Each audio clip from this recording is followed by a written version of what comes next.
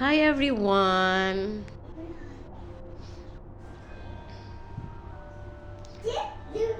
Since nakasick leave ako today, kasi actually guys, mag-change climate na rito. So, magwi-winter na po siya.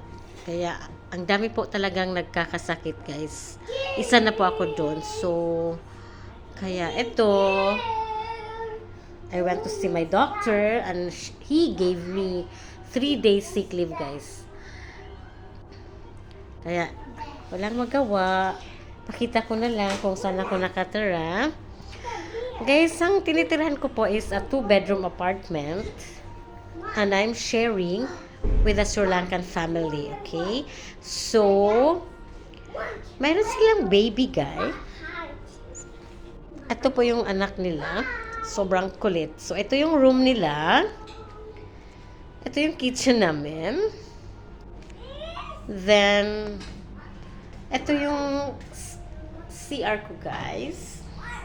Ito naman yung sa kanila. Kanya-kanya kami ng gamit, guys. Mayroon din akong washing, guys. So, like, at ito naman yung room ko. Patay po ang ilaw, guys, kasi pumapasok yung bata, nangungulit, ginugulo yung mga gamit ko. So, wala lang kasi akong magawa, guys. Kaya pagpasensya na pinakita. Ang gulo-gulo kasi kahit anong linis namin, makulit talaga itong bata. Pag may bata talaga, guys, magulo. Tapos, dito naman ako nag-work, guys. Dito lang talaga sa gilid, guys. Ito yung hospital na pinapasukan ko, guys. Okay? Ayan na yung highway.